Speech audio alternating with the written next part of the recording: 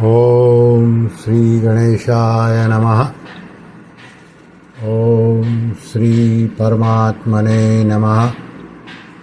सभी गीता प्रेमी साधकों को सादर प्रणाम के साथ जय श्री कृष्ण। आप सभी को नम्र निवेदन है कि अगर आपको हमारा ये प्रयास पसंद है तो गीता प्रचार प्रसार में आप भी सहभागी बनिए। ज़्यादा से ज़्यादा लोगों को वीडियो शेयर कीजिए, वीडियो को लाइक कीजिए और हमारे चैनल को सब्सक्राइब कीजिए। इससे हमें बहुत प्रोत्साहन मिलता है।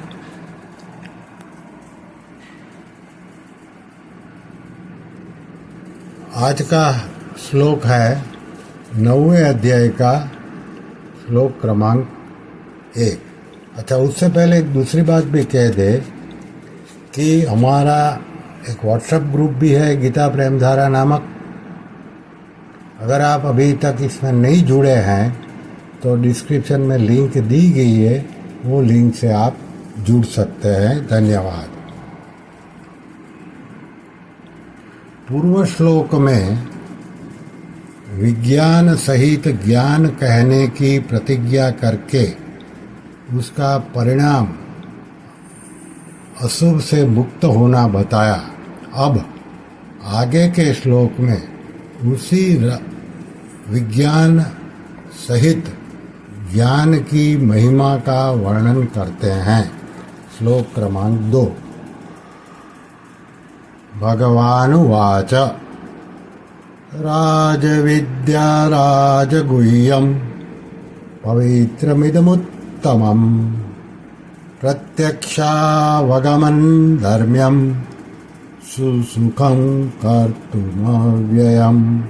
अर्थात भगवान कहते हैं, यह विज्ञान सहित ज्ञान अर्थात समग्र रूप संपूर्ण विद्याओं का राजा और संपूर्ण गोपनीयों का राजा है। यह अति पवित्र तथा अति श्रेष्ठ है और इसका फल भी प्रत्यक्ष है। यह धर्ममय है, अविनाशी है और करने में बहुत सुगम है। अर्थात इसको प्राप्त करना बहुत सुगम है।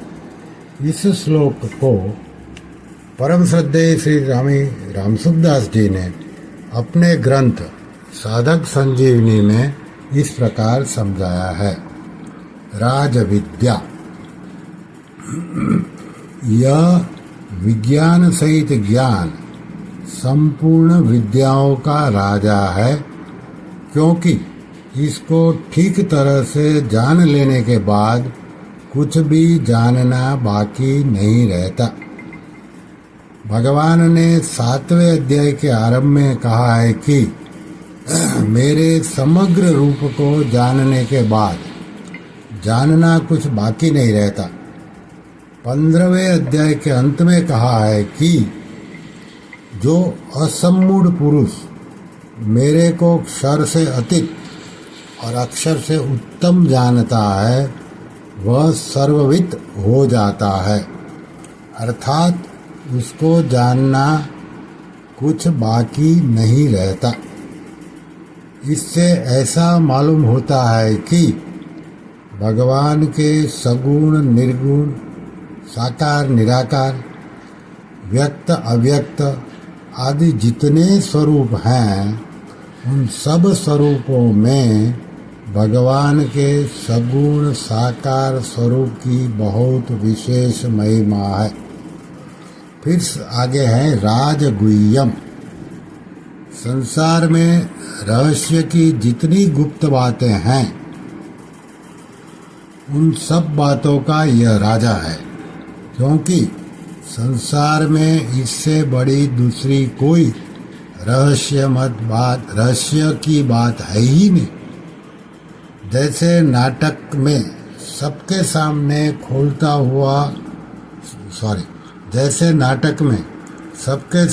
खेलता हुआ कोई पात्र अपना असली परिचय देता है तो उसका परिचय देना विशेष गोपनीय बात है, क्योंकि वह नाटक में जिस स्वांग में खेलता है उसमें वह अपने असली रूप को छिपाए रखता है। ऐसे ही भगवान जब मनुष्य रूप में लीला करते हैं तब अभक्त लोग उनको मनुष्य मानकर उनकी अवज्ञा करते हैं।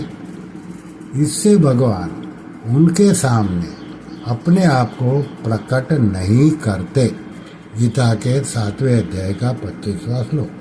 परंतु जो भगवान के एकांतिक प्यारे भक्त होते हैं उनके सामने भगवान अपने आप को प्रकट कर देते हैं। यह अपने आप को प्रकट कर देना ही अत्यंत गोपनीय बात है। फिर शब्द है पवित्रमीदम। इस विद्या के समान पवित्र करने वाली दूसरी कोई विद्या है ही नहीं। अर्थात यह विद्या पवित्रता की आखिरी हद है। पापी से पापी, दुराचारी से दुराचारी भी इस विद्या से बहुत जल्दी धर्मात्मा बन जाता है, अर्थात पवित्र बन जाता है और शाश्वती शांति को प्राप्त कर लेता है। 9वें अध्याय का 31वां श्लोक। 10वें अध्याय में अर्जुन ने भगवान को परम पवित्र बताया। 10वें अध्याय के 12वें श्लोक में कहा पवित्रम परम भवान। 4थे अध्याय में भगवान ने ज्ञान को पवित्र बताया। न ही ज्ञानेन सदृशम पवित्रमीह विद्यते। 4थे अध्याय का 38वां श्लोक। और यहाँ राज विद्या आदि 8 विशेषण देकर विज्ञान सहित ज्ञान को पवित्र बताते हैं। इसका तात्पर्य यह हुआ कि पवित्र परमात्मा का नाम, रूप, लीला, दाम, स्मरण, कीर्तन, जप, ध्यान, ज्ञान आदि सब पवित्र हैं। अर्थात भगवत संबंधी जो कुछ है वह सब महान पवित्र है और प्राणी मात्र को पवित्र करने वाला है। फिर शब्द है उत्तमम। यह सर्वश्रेष्ठ है। इसके समकक्ष दूसरी कोई वस्तु, व्यक्ति, घटना, परिस्थिति आदि है ही नहीं। यह श्रेष्ठता की आखिरी हद है। यह श्रेष्ठता की आखिरी हद है, क्योंकि इस विद्या से मेरा भक्त सर्वश्रेष्ठ हो जाता है। इतना श्रेष्ठ हो जाता है कि मैं भी उसकी आज्ञा का पालन करता हूँ। इस विज्ञान सहित ज्ञान को जानकर जो मनुष्य इसका अनुभव कर लेता है उनके लिए भगवान कहते हैं कि वे मेरे में हैं और मैं उनमें हूँ। मयि ते तेषु चाप्यहम। 9वें अध्याय का 29वां श्लोक। अर्थात वे मेरे में तल्लीन होकर मेरा स्वरूप ही बन जाते हैं।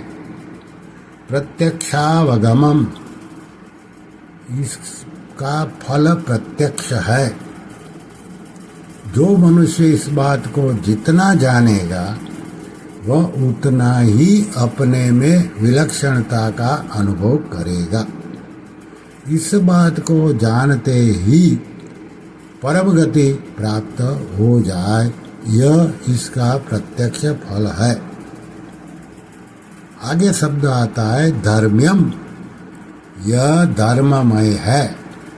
परमात्मा का लक्ष्य होने पर निष्काम भाव पूर्वक जितने भी कर्तव्य कर्म किए जाएं वे सब के सब इस धर्म के अंतर्गत आ जाते हैं। अतः यह विज्ञान सहित ज्ञान सभी धर्मों से परिपूर्ण है। दूसरे अध्याय में भगवान ने अर्जुन को कहा कि इस धर्ममय युद्ध के सिवाय क्षत्रिय के लिए दूसरा कोई श्रेयस्कर साधन नहीं है। धर्म्याद्धि युद्धाश्रेयो न्यक्षत्रियस्य न विद्यते। दूसरे अध्याय का 21वां श्लोक। इससे यह सिद्ध होता है कि अपने अपने वर्ण आश्रम आदि के अनुसार शास्त्र विहित जितने कर्तव्य कर्म हैं वे सभी धर्म्य हैं। इसके सिवाय भगवत प्राप्ति के जितने साधन हैं और भक्तों के जितने लक्षण हैं उन सब का नाम भगवान ने धर्म्यामृत रखा है। गीता के 12वें अध्याय का 20वां श्लोक। अर्थात ये सभी भगवान की प्राप्ति कराने वाले होने से धर्ममय है। फिर शब्द है अव्ययम। इसमें कभी किंचित मात्र भी कमी नहीं आती, इसलिए यह अविनाशी है। भगवान ने अपने भक्त के लिए भी कहा है कि मेरे भक्त का विनाश यानी कि पतन नहीं होता। न मे भक्त प्रणश्यति। 9वें अध्याय का 31वां श्लोक। फिर शब्द है कर्तु सुसुखम। यह करने से बहुत सुगम है। पत्र पुष्प फल जल आदि चीजों को भगवान की मानकर भगवान को ही देना कितना सुगम है। 9वें अध्याय का 26वां श्लोक। चीजों को अपनी मानकर भगवान को देने से भगवान उनको अनंत गुणा करके देते हैं और उनको भगवान की ही मानकर भगवान के अर्पण करने से भगवान अपने आप को ही दे देते हैं। इसमें क्या परिश्रम करना पड़ा? इसमें तो केवल अपनी भूल मिटानी है। मेरी प्राप्ति सुगम है, सरल है, क्योंकि मैं सब देश में हूँ तो यहाँ भी हूँ, सब काल में हूँ तो अभी भी हूँ। जो कुछ भी देखने सुनने समझने में आता है उसमें मैं ही हूँ। जितने भी मनुष्य हैं उनका मैं हूँ और वे मेरे हैं। परंतु मेरी तरफ दृष्टि न रखकर प्रकृति की तरफ दृष्टि रखने से वे मुझे प्राप्त न होकर बार बार जन्मते मरते रहते हैं। अगर वे थोड़ा सा भी मेरी तरफ ध्यान दे तो उनको मेरी अलौकिकता विलक्षणता दिखने लग जाती है तथा प्रकृति के साथ अपना संबंध नहीं है और भगवान के साथ अपना संबंध है, इसका अनुभव हो जाता है। कर्मयोग तथा ज्ञान योग राजविद्या है और भक्ति योग राजगुह्य है। इसी अध्याय के 4-5वें श्लोक में राजविद्या की और 34वें श्लोक में राजगुह्य की बात मुख्यता से कही गई है। प्रत्यक्षावगमम, इसका प्रत्यक्ष अपरोक्ष फल होता है। कर्मयोग से शांति, ज्ञान योग से मुक्ति और भक्ति योग से प्रेम प्रत्यक्ष प्राप्त होता है। भगवान के शरणगत होने पर निर्भयता, निःशोकता, निश्चिंतता और निसंकता प्रत्यक्ष में प्राप्त होती है। अपने स्वरूप की सत्ता स्फूर्ति यानी कि सतचित, अपने होनेपन का ज्ञान यानी कि अनुभव भी प्रत्यक्ष है। धर्म्यम, यह धर्म से रहित नहीं है, प्रत्युत धर्ममय है, धर्म से ओतप्रोत है। इसको जानने से मनुष्य जीवन सफल हो जाता है, अर्थात मनुष्य कृतकृत्य, ज्ञात ज्ञातव्य और प्राप्त प्राप्तव्य हो जाता है। सुसुखम कर्तुम, यह करने में बहुत सुगम है क्योंकि यह स्वयं प्राप्त है। सब कुछ परमात्मा ही है, इसमें कोई परिश्रम नहीं है, यह तो केवल स्वीकृति है। कर्मयोग की दृष्टि से जो वस्तु अपनी नहीं है प्रत्युत दूसरों की है, उसको दूसरों की सेवा में लगाने में क्या जोर आता है। ज्ञान योग की दृष्टि से अपने आप में स्थित होने में क्या जोर आता है? भक्ति योग की दृष्टि से जो अपना है उसकी तरफ जाने में क्या जोर आता है? ये सब काम सुखपूर्वक होते हैं। अव्ययम वास्तव में अविनाशी और अंतिम तत्व वही है, इससे आगे कुछ नहीं है। श्री कृष्ण शरणम मम, श्री कृष्ण शरणम मम, श्री कृष्ण शरणम मम। ओम श्री कृष्णार्पणमस्तु।